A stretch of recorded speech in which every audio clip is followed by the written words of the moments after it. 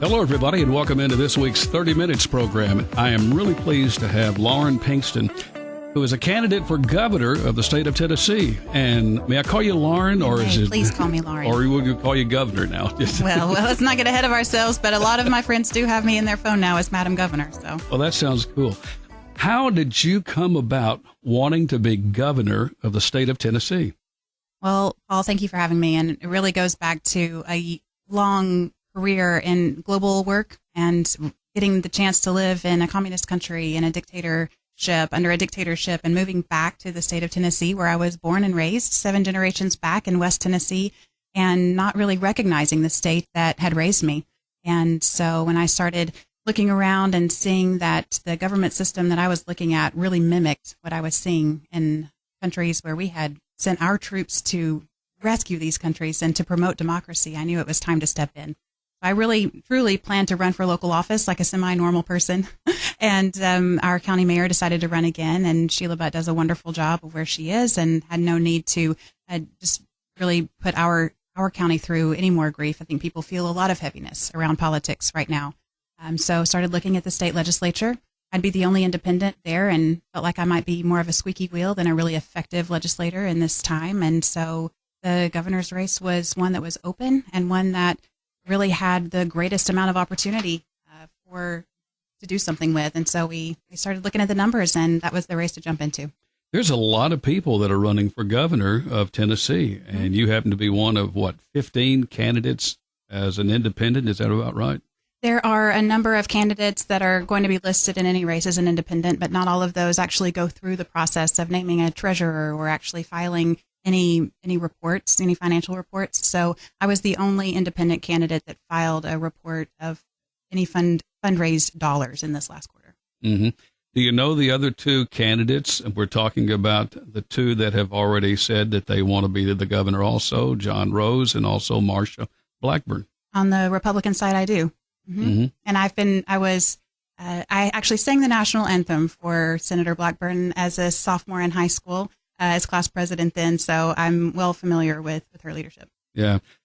Talking about becoming a candidate, how hard is that? Well, in some states, it's really hard. In Tennessee, you have to have 25 signatures and to pull a petition.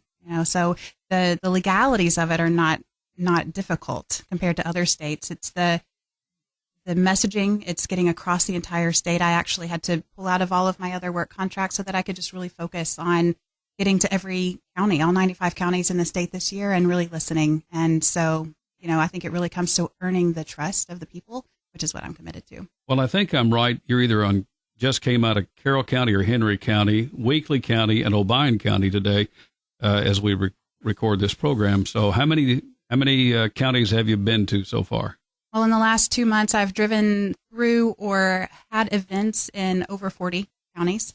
I'm based in Middle Tennessee, but I grew up in West Tennessee, and my husband's family is from Appalachia. So we've had about 15, 16 events to date, and we're just getting started. Most of the people that listen to our program know that there's usually some of the same questions that I ask, and one of those is, where do you go to church? Right now, I go to West 7th Church of Christ in Columbia, Tennessee. I grew up in the Church of Christ. I went to Freed-Hardeman University. That's where I met my husband. We are currently having a home gathering in our living room and looking at also being a part of a church plant in Murray County. Now, you and your husband have 4 children, is that correct? That's right, 2 girls and 2 boys. So how old are your kids now? They're 15, 12, 8, and 3, and they're lovely humans. They're incredible. We have 3 bio kids and 1 adopted daughter. Well, wonderful. I understand that very well. So are they all on board? You put them in a back seat or truck or van or wherever it is where you get to go out with these kids? My kids are so flexible. They were, there's 4 of them. They were born on 3 different continents. And so we took our son to Michigan this fall, and he said, "Mom, do they speak English here?" They're the kind of kids that you put them on a plane and they just assume they're in another country. The 3-year-old went to Uganda with me when he was 4 months old. He's already been to Qatar and to Uganda. So, they're definitely great. In the car, they're great travelers, and they're my biggest supporters. I have a lot of interest in what goes on in Nashville. What is the most interesting thing taking place in Nashville right now in the legislature? Oh my goodness, the legislature is it's an interesting place. Obviously, the GOP has the supermajority on both sides of the Senate and the House of Representatives, and they have made immigration laws a priority for this session. And we saw some of these laws tried to be passed last year, and the session is 2 years long, right? So some of those did not pass, and they're going to reintroduce those. But that's been a huge push, something that they're talking about a lot. Let's just say that you're the governor. You're supposed to say, yeah. Yes, I'm the governor. Yes, here we are. I'm the governor. So if you're the governor, what is your number one go-to piece of legislation? Well, I can't pass legislation, right? I can inform my priorities and work directly with the legislature. And so the number one thing that I am hearing across the state, everywhere that I go, is how are we going to deal with our growth? And so especially in rural counties, urban areas are feeling this as well, but rural counties are feeling like we can't live in Tennessee anymore because it's gotten so expensive to be here. And I'm hearing from college graduates and even people with graduate degrees that are saying I'll never be able to buy a house in Tennessee. And so that's a problem for me, that there's not really a way to make a living in this state. Well, I think it's clear that the governor has invited people from other states, New York, California, to be exact, of two of them. How does that work? I mean, that brings more revenue in when you have people to come in, and you know, there are different kind of people in some relationships. Sure, and we're watching Silicon Valley really move, Paul, from California to Texas. It really took root in Austin, Texas, and other parts of the state, and now it's moving here into Tennessee. And I love that we have a state without an income tax. I think it really draws a lot of people here. I don't have any interest in seeing any legislation that would impose an income tax in our state. But what happens is that we have people who are coming in with incredible amounts of wealth, but our local governing boards, our county commissions, sometimes aren't equipped with the knowledge of what's going on with water infrastructure, with roads. We have a $57 billion backlog in road repairs in the state. You know, there's so many things that have to be talked about at the local level. And so priority number one for me is bringing those local county commissioners, those local county and city mayors into a good relationship with the governor's office, so that we can be working on some pieces of policy that help equip local governments with things that they need to address this growth, and make sure that the people who are growing here and putting in, bringing their investment dollars in, they're actually investing in water infrastructure, in our road infrastructure, and in our schools. Well, obviously, neither of us live in Nashville, but we've been in Nashville many, many times. What are your thoughts, number one, about the airplane business, B&A, but going underneath the ground to make things run faster with cars going with the tunnel? Tell me about that. Well, I haven't seen any topography reports of the viability of this plan. Obviously, we're sitting on a lot of limestone in Tennessee, and so there have been some speculations that this is not a viable project. I think the problem is that the public trust has been eroded to the point that these decisions were made in closed-door meetings, and that has people asking a lot of questions about that. You know, the thing about Nashville, it seems to have outgrown itself. Now, whose fault is that, or is that a great thing? There's so many layers to it, right? We have urbanization is going on. It's a problem that's happening across the country. But if we're not investing in our rural communities, if we're not investing in what's happening in the rural counties in Tennessee, you're going to continue to see the next generation of graduates wanting to find a wage that can support their families, and they're going to move towards those urban centers. And right now, that's putting so much pressure on the urban centers as well, that the infrastructure is not there to support that growth. If you've just joined us in our program, we have the opportunity to talk with Lauren Pinkston, a really nice lady. She's running for governor. She's on the independent ticket, and that means you'll be all the way through. I'll be there in November. You'll have me no matter what. So one of the things about things that are happening here in West Tennessee, and obviously I think your heart is over here in West Tennessee right now, but Ford has backed up a little bit on what we were thinking this is going to be one of the biggest things that's ever happened in West Tennessee. Let's talk about that. Well, here's what I want to say, Paul. There are some incredible people here that have voted one way the majority of their lives. And I am someone who has always identified as a fiscal conservative. I still identify as someone who's a fiscal conservative. But some of the policies that we are seeing coming out of Washington, D.C. and out of Nashville are not proving to be conservative when it comes to our financial decisions. And the impact that our tax and our tariff policies have had at the federal level have had major impacts on on Main Street and on just infrastructure and businesses at the local level. And that is the problem to me, because people are hardworking. They want to make a living. They want to work for what they have. They don't want to be on welfare. And it's proving to be close to impossible now to keep your business up and running with the types of tariffs that we've imposed. We live in a globalized society that we're not going to undo that with a policy change. And so we will forever be connected now around the world because of the way that the internet has allowed us to do that. And this is something that we can't fix in a 4 or even an 8-year term as a president. It needs to be something that we all coalesce around. Small business and local business, and what does it mean to keep those businesses up and running if we truly care about Main Street values? They're going to find out a lot about you when you answer this question. What's on your phone? How many apps do you have, and which ones do you use? Are you on TikTok? Are you on, start with me. Give me about 3 or 4 of them. Well, And don't tell social media. Don't tell me cooking, okay? Well, of course, we're on all the social media apps. Well, we're not on X at this moment, but yeah, TikTok, Instagram, Facebook. The campaign has pages there that we're sharing frequently. I actually held out on TikTok for a long time because I agreed with our congressional leaders who said that it was a national security threat.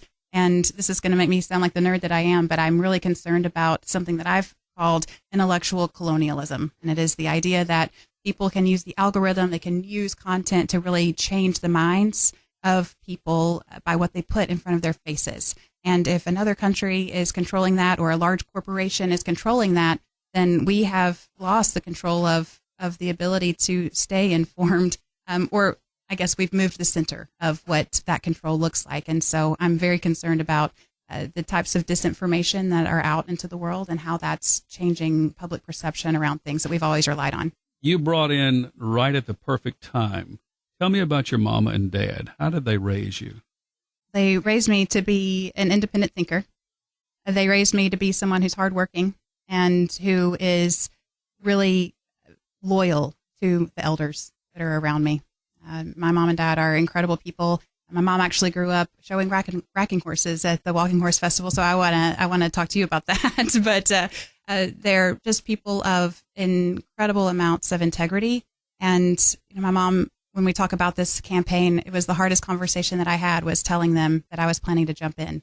Mom said, we were having a conversation, just me and mom and dad, and mom said, Lauren, we need leaders who are going to be leading with integrity from the top down, because that just trickles down all the way. And I said, Mom, I agree with you. And while we're on the subject, I wasn't ready to tell you this, but I'm planning to run for governor. And she said, Lauren, I wasn't talking about you. But my dad has been so supportive, and I think he really sees in this moment that people are looking for something different. And so they've been incredibly patient and incredibly kind. I can tell you hilarious stories about our launch day and launching and announcing for the first time in Selmer, where we were there. So funny how small town people really have shown that they're willing to consider an independent run this year. I know it's going to be a hard question for you, but are you closer to Democrat or closer to Republican? Depends on what issue you're talking about. If we're talking about money, I'm going to side more with the Republican values, the traditional Republican values. If we're talking about people and human rights, I side more with the Democrats. Mm-hmm. Your relationship with Governor Lee, have you met him? I have not met him in person. I have been around a lot of people who know him, and I've interacted a lot with his faith-based initiative. And so I know a lot of his staffers and have a lot of respect for how Governor Lee started his run and the things that I value a lot of the same things that Governor Lee values. I'll say that. It's interesting. The governors nowadays are getting a full 8 years. If you came and won, do you think you'd be a two-timer and be 4 years and another 4 years?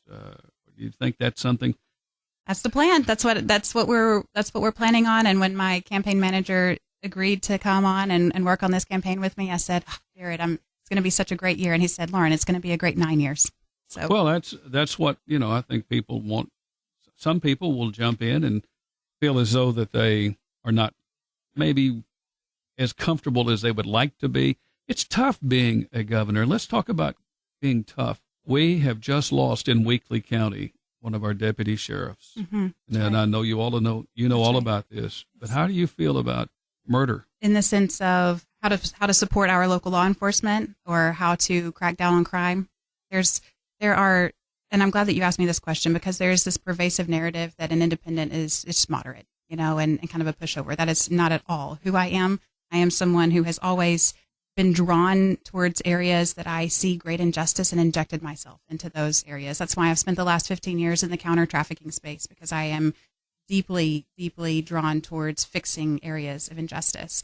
And so we're talking about local law enforcement and protecting local law enforcement. This is one area where I do differ from the current GOP, because we have people who are just bringing down policies from DC because that's what the president has said to do. But our local law enforcement officers do not want to be functioning as an extension of ICE just in order to get more donor or more grant dollars. They have built so much trust in our local communities, and I am so aligned with the incredible ways that they have evolved, and I support that. I am also someone who supports the reformation of our criminal justice system, and I'd like to see 15% less inmates in Tennessee in my first 4 years as governor. How you do that? Well, we first identify who is there for drug charges and things that were more petty crimes that we can address. Like marijuana? Like marijuana, absolutely. You're okay with marijuana? I think that marijuana, and I'm speaking for a whole host of people here. My husband's a family practice doctor, and so looking to see what the risks are associated with it. There are more risks associated with marijuana when it is not regulated. And so regulating it and legalizing it is going to, number one, allow us to make it safer. Number two, allow us to draw tax dollars from it, tax it at a higher rate, and be able to take those dollars and put it back into systems that we really need to be investing in. Right now, there's no way. It's everywhere. I don't know if you've been to Nashville lately. I don't know if you've been to any, even downtown city. Marijuana is everywhere. And our local law enforcement officers, speaking of, have already started retiring their drug dogs that are trained to sniff out marijuana. So they've had to invest another $10,000 per dog in order to train those dogs again to not sniff out marijuana. They say it's not worth our time. It's not worth our investment. Their alcohol is way more of a problem on the roads than marijuana. Well, let me pick that up from ICE. General Mike Donovan is going to be with us here very soon, sitting in the same chair you're in right now. As a matter of fact, I'll tease a little bit on that. But the Attorney General for West Tennessee, who has been anointed by the President of the United States, and he is getting that for the second time.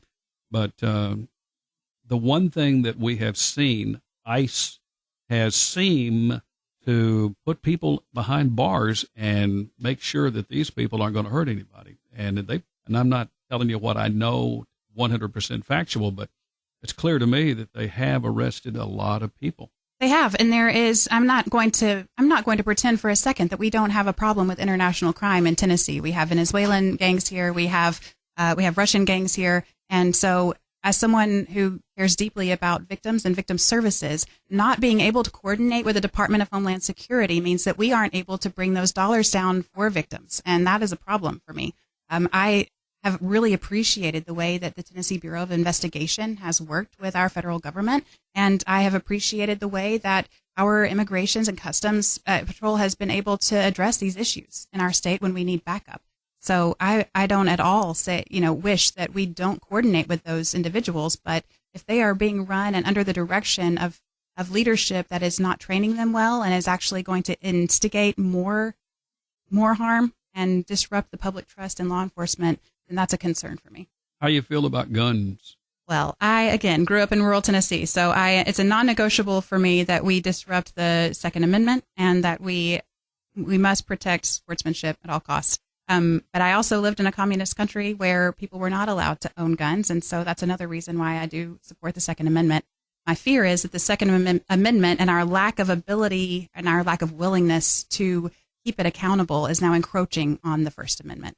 A question that came across my mind when you were talking about the governor a few moments. You ever have a thought to go up and just meet him and say hello and, get maybe 30 minutes with him?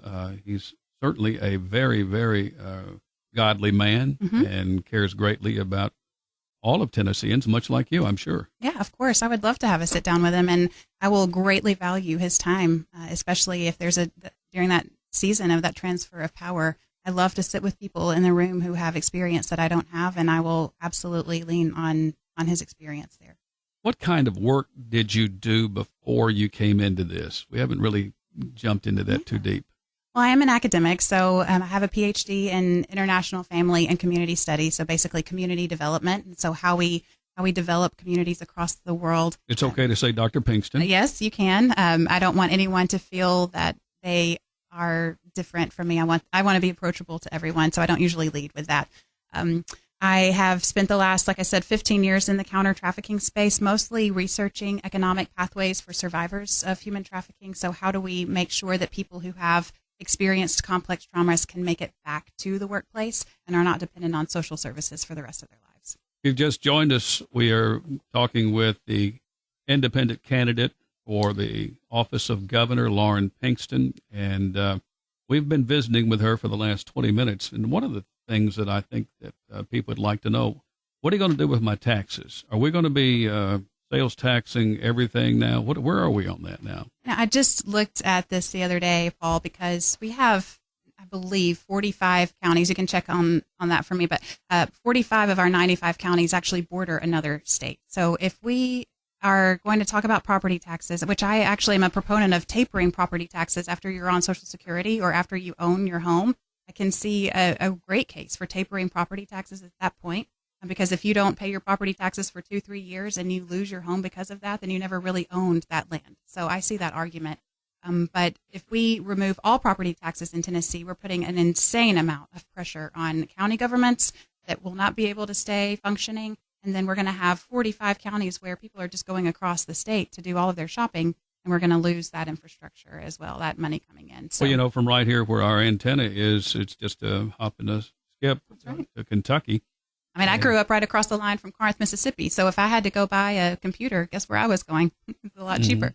Yeah, and that's one of the things that I think people think about whenever they go to make a call on some important piece of, as you would call it, electronics. So let me take you one more zip on this. Vouchers. Biggest story right now seems to be bubbling again. Mm-hmm. Yeah. You know why it's bubbling again, Paul, is because the majority of Tennesseans live in rural areas and they don't have access to private schools. And so for public school dollars to be going to what they perceive to be benefiting the wealthy in urban areas, it feels like a huge disconnect between the voters and their representatives. And I am someone who has had my children in public school, private school, Montessori school, international school, online school, therapeutic school. I mean, I look like the poster child of school choice, even though I was a former public school teacher and a private school teacher. And so I have seen the gamut, and I'm the daughter of a public school teacher, and I'm the daughter-in-law of a private school teacher. So, I mean, there is a huge history of education in my family. But when you start to make decisions where the majority of voters are disenfranchised or see their dollars going to people who are already wealthy enough to afford the benefits and the kickbacks that they're receiving, it's going to cause some problems. Tell me about your state representative and state senator. My state representative is someone that I actually go to church with, and Joey Hensley is my state senator. So I have spent much time with definitely my representative on the phone and my senator. I actually spoke with both of them the first day of the legislative session, so I went to both of their offices and shook their hands. Did you ask for their vote? I made sure that they knew who I was again and that I was running, but there's a lot of party loyalty in our state house. And it will be for a long time. Sure. As we go across the state of Tennessee, there is only one person. Steve Cohen is the Democrat, the only Democrat in the state of Tennessee, which kind of goes to show everybody how red Tennessee is. You mean at the federal level? Yeah. Mm-hmm. And that to me is a problem. If we've got a very interesting state that has traditionally been very purple. We have a long history of being a moderate state, and I can think of so many good Republicans and good Democrats that brought amazing legislation and worked together so well in even recent years. But now it feels like, wow, are people even listening when I pick up the phone. And that's the first thing that I would want to do as governor, is to institute a legislative accountability tool from the governor's office. People ask me all the time, well, Lauren, if you're an independent and you're not with the party and there's a supermajority in the House and in the Senate, how will you govern? And it's going to be important that we have good voter data to back up my decisions of which bills I sign and which ones I veto. And I want good data about the voters to be coming in, data that is public source. And so we will be tracking every phone call, every form that is sent in to the governor's office. And I will be sending those reports to all 99 representatives and 33 senators every single week. So we all have the same data that we're looking at. How hard is it to get the name recognition? That's a huge part of what we're doing, but this is going to be a campaign of belonging more than $2 million ads on TV. And so we are starting to launch 510 what I call conscious conversations across the state. And there will be videos that we share with those hosts everywhere you go. And so if I can't be in that room with you, I will still be in the room with you on video. But this is going to be a campaign of finding each other. I'm going to ask, I normally don't ask this question, but you seem to be able to handle this nicely. And the question is, what's the hardest thing you've had to deal with? In this run? No, in your life or whatever. Because this is, the governor has to make a tough decision. One of those would be execution, So the first challenge that I'll share is that while my husband and I were living overseas, we were working with a Christian nonprofit, and I was asked to raise $4 million. I run a capital campaign to raise $4 million and bring it into the country so that we could do what was going to be great work, but we did not have a legal registration for bringing that money in. And I was told to stand down and to get in line, and that we were going to bring it in $10,000 at a time on volunteers' back. And I said no, and I was fired from my position, and my family lost our work visas there. That led to other, moments of integrity that I was checked on. And the other part that I'll share is that the hardest case that I ever submitted to the FBI was a trafficking case that involved my own church network. And that has been a heavy thing to hold, to look at men in the eye that I know were perpetrators, and to just show that loyalty to my denomination or loyalty to even the people that are in my own social circle doesn't constitute my ignoring my values. Got 1 minute on this, and I've been waiting to ask, what was the happiest day of your life? Well, my wedding was a great day. Besides the day that, I gave my life to Christ, I think, of course, about my wedding day. We had 400 people in my mother's front yard and father's front yard, and just a whole celebration of all the people that had made my husband and I into the people that we wanted to be. My mom took down her front curtains and made the bodice of her dress, and it was just the most happy, wonderful day with all of our closest friends. Where are you living? They want to call you, or maybe send some money to you, or maybe they just want to ask you a question. Absolutely. You can sign up for a call from me right on my website, pinkston4tn.com. There's a place there to sign up for a call from me directly on my calendar. And you can give there. You can send me a question through there. I live in Murray County, Tennessee, in Columbia. So I'm in Middle Tennessee when I'm not on the road. You love Columbia. What is it about Columbia that, not just why your husband perhaps has a position, or you too? So what makes Columbia so special? Our city police officers, our sheriff's department have done such a beautiful job of creating safe spaces in our town. And so incredible work going on in racial reconciliation, incredible work going on with people just bridging their lives and talking. It's been, honestly, living in Columbia has given me so much hope for what other small towns around the state can have. Outside of family, you got a best friend? Oh, my goodness. One best friend? Gavin is my best friend. I stand by that all day long. My husband, Gavin, is my best friend. That is, he's there no matter what. Always good to know that you can count on your spouse. That's right. And we have said that if I walk out of the house one day and it looks like he's not going to vote for me, then that's when I start changing some things. Give me 30 seconds. Why did you want to be the governor of Tennessee? I want people in this state to have their tax dollars actually work for them, and I want people to feel like they can actually trust government to do what it's supposed to do so that they can go on about living their lives. That's our program today. Lauren Pinkston, she is a candidate for governor. She's running independently, and I hope you've enjoyed listening to Miss Lauren. And we'll see you again soon here on 30 Minutes. You've been listening to 30 Minutes, a community affairs program on Thunderbolt Radio. You can listen to this broadcast and others anytime by visiting thunderboltradio.com and following the Thunderbolt Radio and Digital YouTube page. Thanks for listening.